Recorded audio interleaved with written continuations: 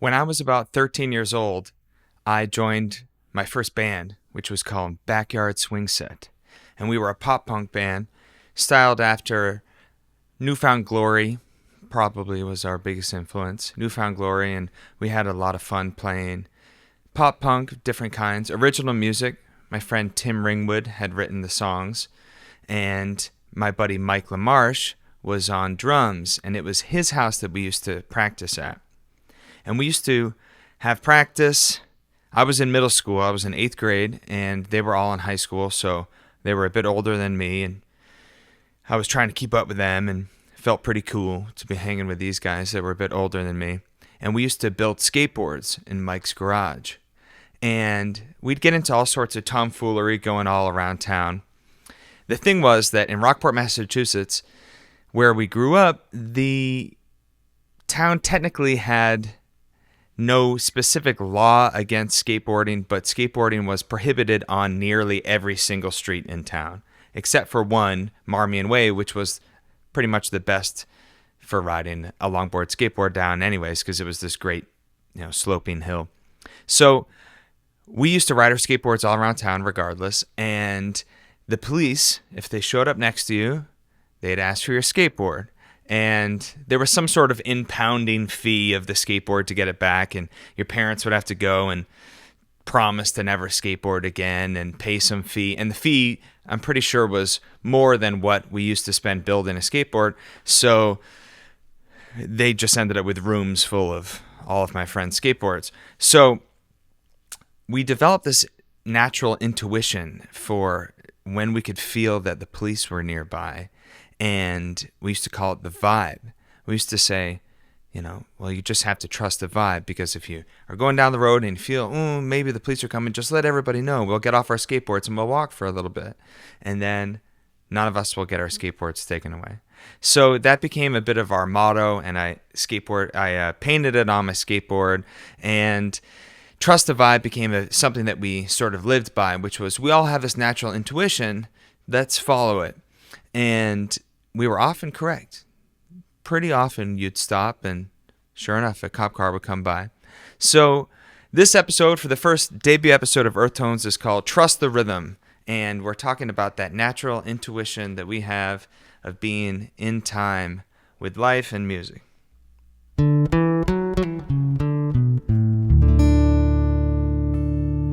So this is the Earth Tones podcast. This is going to be the podcast version of the blog, and each week I'm looking at a different subject, how it relates to music and our lives, living musical lives. So, first, the earth and its own sounds.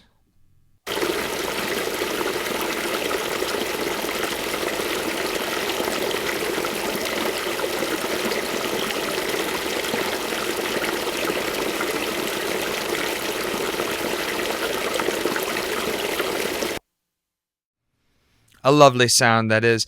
That is from the White Mountains. I recorded that. It was a creek off of the Swift River, and I was hiking and backpacking, and I bring along a little Zoom recorder to pick up some nature sounds. It's fun to record them. I like to get this immersive thing to check out later. So, this first episode, we will be talking about trusting the rhythm. But first, a bit of old news. Stevie Ray Vaughan and Jeff Beck go on tour. In 1989, the Fire Meets the Fury tour. It set out across North America. It ran for 30 shows, and despite only being 30 shows, it was one of the highest grossing tours of the whole year. They're two of my heroes, so on this first episode, I wanted to cover them, Stevie and Jeff Beck. Both gone now, and I bought this on eBay. I bought a copy of February 1990 Guitar Player. There's an amazing interview the two of them sat down for. There's a lot of great information that we're going to pull things out from. For today's segment of Old News, though, Stevie Ray Vaughan and Jeff Beck, they were getting together for the tour, and Jeff had asked Stevie, so you want to get together and rehearse. They ultimately rehearsed at Prince's studio, Paisley Park. But according to the legend, and you can see the clip of Jeff Beck telling this on YouTube on an MTV News segment, he said, I called Stevie and said, do you want to rehearse? And Stevie said, oh, you rehearse? What the hell do you want to rehearse for? So talk about guys that knew how to trust the rhythm, two of my heroes. And that was now, 35 years ago that they did this interview. And it's really special because you can, in this interview, which I'll pull out some more things from in the future, Stevie talks about his life and everything that's changed and them co-headlining this tour. And they seem to be really great friends. And Stevie would, unfortunately, die only a couple months after this interview. So it's pretty special. They were quite a dynamic duo.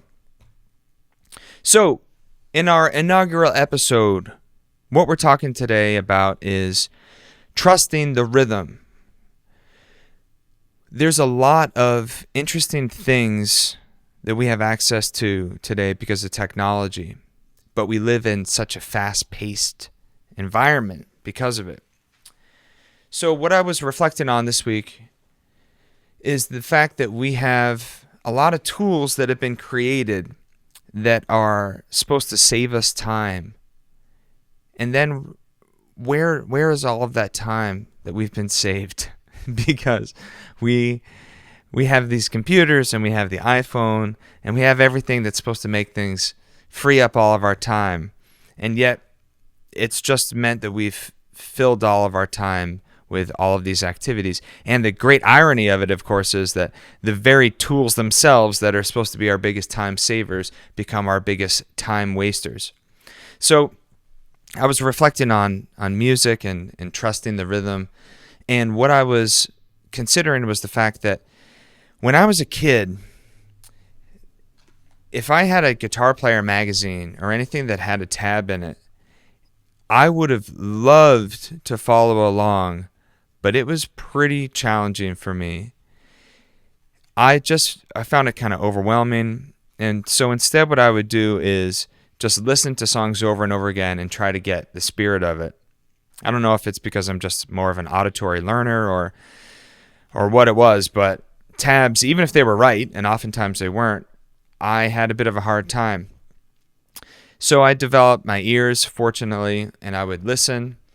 And back then, it wasn't a long time ago, I wasn't learning with vinyl records, I was learning with CDs. So I could rewind and pause pretty easily. But even so, you had to listen to the whole song pretty much. You couldn't loop like you can now. So now we have all this technology like the amazing Slowdowner, which is really fantastic, and it's like my favorite study tool.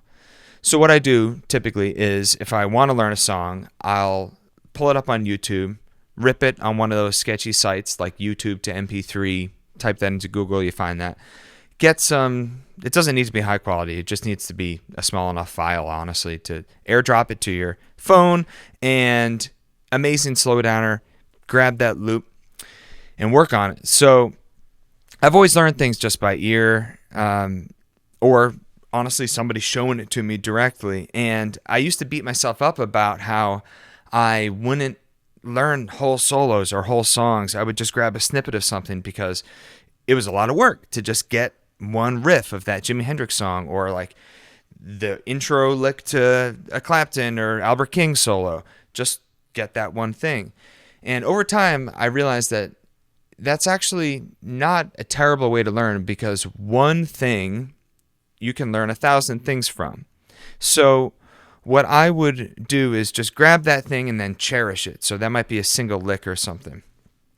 So what I want to talk about today is the fact that there are micro and macro rhythmic sequences that we can be in time with.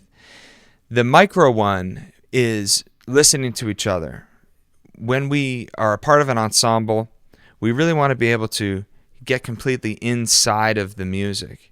And if you're learning a solo from a record, if you can hear it in the context of the music and just take it in, play it over and over again, really feel the rhythm and trust that the music is coming out of that groove, just to be in sync with that groove, then it can be something that comes across naturally. It's something that kind of seeps in, and rhythm seems to be the way that we can communicate. It's like a trance. In music education, we call it entrainment. When you see that humans are able to sync with the rhythm, we become entrained with the music.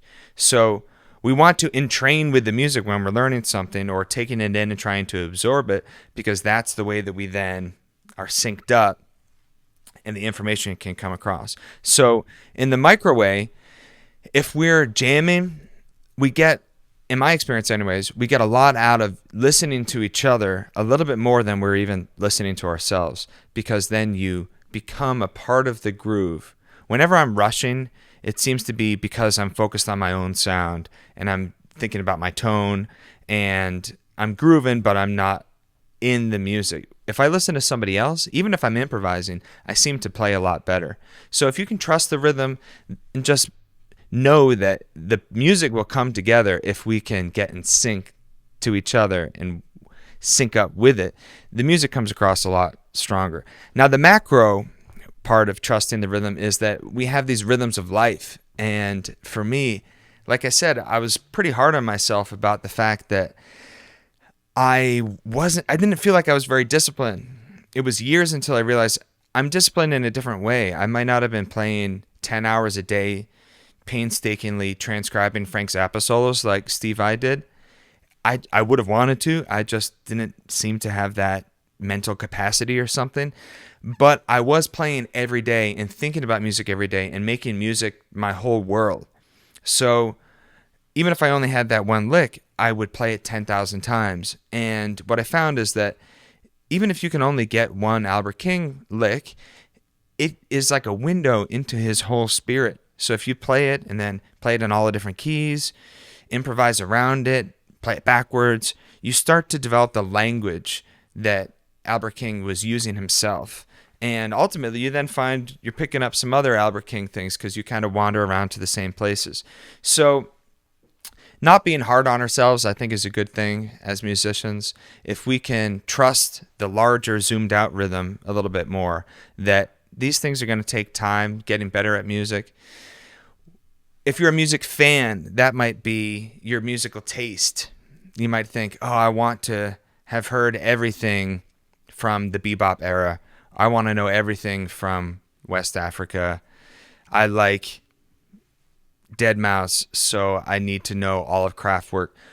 We can, especially in today's modern age where we have Spotify, we can take on all of this, make a playlist of 4,000 hours of music and say, okay, by the time I listen to that, I'll really understand the music and I'll be an expert. So whether we're trying to be a virtuosic player or we're trying to be a expert listener, if we just take one thing and really dig it, then we'll be immersed in it and we can just trust that there's a pattern to life, there's a pattern of taste.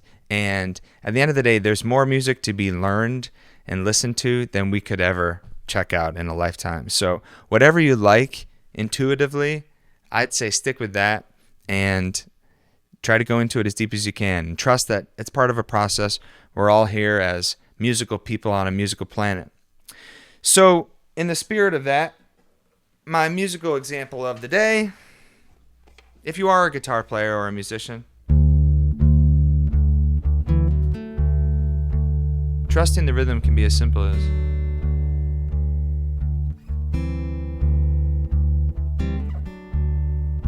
just getting the thumb happening.